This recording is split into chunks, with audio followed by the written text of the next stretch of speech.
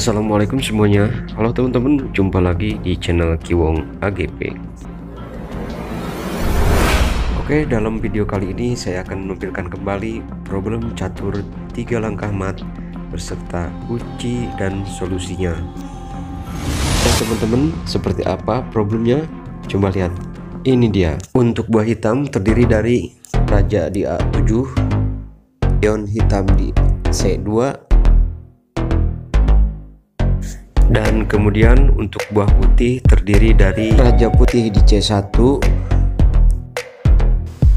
pion di B2, kemudian pion lagi di E2, terus menteri di F3,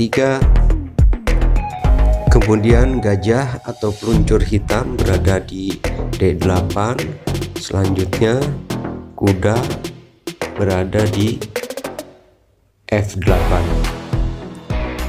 Nah, seperti inilah teman-teman problem caturnya. Silahkan Anda lihat kembali dan silahkan Anda periksa kembali atau lihat dengan seksama posisi putih dan posisi hitam yang sudah dipasang setiap materinya ya. Oke teman-teman, jadi ini problem termasuk problem sulit ya, problem paling sulit menurut saya ya.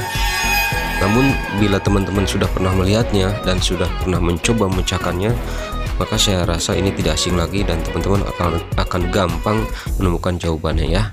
Tapi buat yang belum ya, silahkan Anda pikirkan dan silahkan Anda coba ya. Mohon jangan skip atau langsung melihat kunci jawabannya, nanti juga akan dibuka dan dibahas solusi dan pemecahannya ya. Nah, sebelum ke pembahasan pokok untuk membuka kunci dan solusinya di problem ini, ada baiknya kita analisa dulu ya buat teman-teman. Siapa tahu ya buat teman-teman takutnya ada yang penasaran atau yang gimana, kok kesini ternyata beginilah itu ya. Banyak yang komen seperti itu ya. Baiklah teman-teman, sekarang mari kita lihat analisanya dulu ya.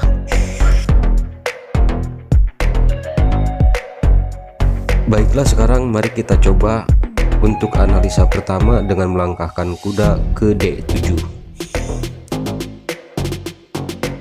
Dan coba kita lihat raja hitam larinya akan kemana ya. Raja hitam larinya ke A6 dan kemudian kita analisa lagi dengan langkah kedua putih, yaitu menjalankan menteri ke B3, dan selanjutnya raja hitam kembali lagi ke A7 lalu disekak oleh menteri ke B6, dan di sini tidak mati ya dengan 3 langkah karena raja masih bisa berlari dan masih ada jalan ke A8. Nah, itu alternatif yang pertama ya teman-teman, jadi tidak mati dengan cara menjalankan kuda dan menteri seperti itu.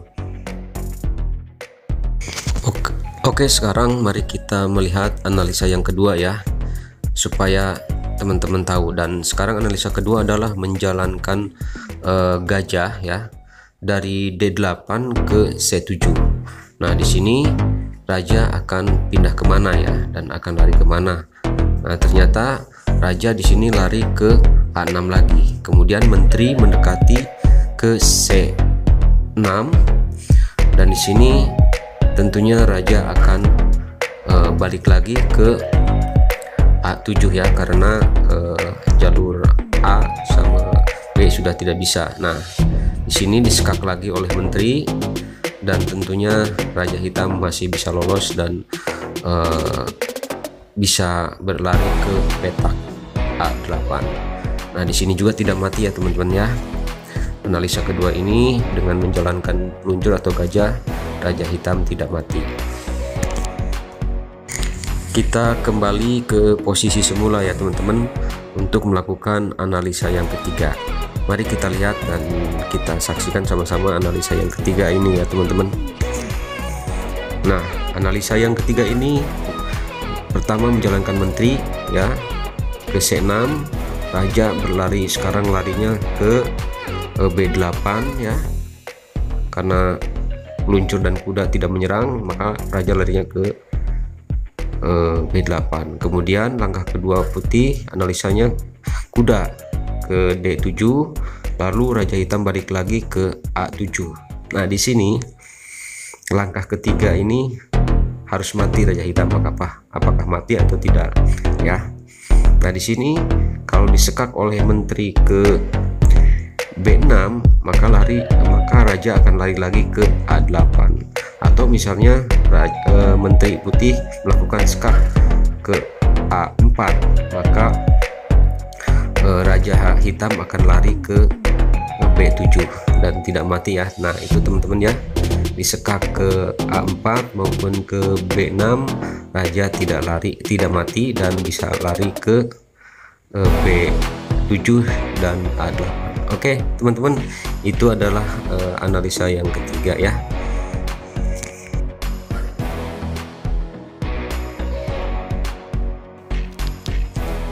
Sekarang teman-teman, mari kita coba lagi sekali lagi ya. Kita analisa lagi dengan kuda ke D7 ya. Dan kemudian langkah keduanya adalah jika raja hitam ke A6 maka menteri yang dari F3 ke C6. Nah di sini tetap saja ya teman-teman tuh ya, setelah dilakukan cek ke B6 raja masih bisa lari ke A8. Nah ini sudah analisa yang keempat ya, jadi tetap tidak mati ya teman-teman. Nah seperti ya teman-teman analisanya. Barangkali teman-teman punya analisa lain, silahkan buka papan caturnya di rumah dan cek lagi ya, karena ya masalahnya ini bukan kuncinya ya, bukan kuncinya dan bukan solusinya atau bukan pemecahannya. Baiklah teman-teman, sekarang mari kita lihat sama-sama kunci dari problem ini. Jadi kunci di problem catur yang ini adalah kuncinya adalah pion ya, pion putih yang berada di B2 ke B3. Nah itu kunci ya, langkah pertamanya kuncinya ya. Kalau raja hitam larinya ke A6 maka langkah kedua putih adalah menjalankan menteri putih yang berada di F3 ke F7 ya. Dan di sini raja hitam satu-satunya jalan adalah ke B5 ya. Dan setelah dia berada di B5 maka langkah ketiga putih yaitu menjalankan menteri dari F7 langsung skak ke C4. Nah seperti itu ya teman-teman matinya. Jadi ini matinya di alternatif yang pertama ya, jadi matinya seperti itu. Nah di sini ada dua alternatif, mari kita lihat alternatif yang berikutnya yaitu alternatif yang kedua. Oke, kunci pertamanya tetap pion ya, yang berada di B2 ke B3 ya. Nah di sini kemudian kalau raja larinya sekarang ke B8 maka yang bergerak langkah kedua putih adalah peluncur atau gajah dari D8 ke B6. Nah tentunya hanya satu jalan buat raja yaitu larinya ke C8. Setelah raja berada di C8 maka langkah ketiga putih adalah menjalankan menteri langsung skakmat atau checkmate dari F3 langsung ke A8. Nah seperti itu ya teman-teman matinya.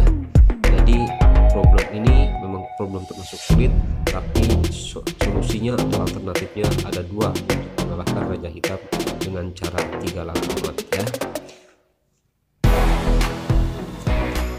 Nah teman-teman, setelah melihat tadi kunci dan solusinya serta pemecahannya, langkah-langkahnya indah bukan? Saat putih mengalahkan raja hitam dengan cara 3 langkah. Nah itulah teman-teman, problem sulit ini memang selalu tak terduga ya, jalannya, arahnya, tapi langkah-langkahnya indah. Walaupun sepertinya secara akal sehat, secara nalar kadang-kadang arahnya itu tidak masuk akal ya, tapi ya itulah kenyataannya ya. Nah saya senengnya problem catur tuh di sini seperti itu ya. Selalu ada langkah indah yang tak terduga untuk mematikan raja hitam dengan cara 3 langkah. Oke teman-teman, sampai di sini dulu, semoga bisa menghibur dan jangan lupa subscribe, like dan tekan loncengnya ya. Assalamualaikum dan terima kasih atas waktunya.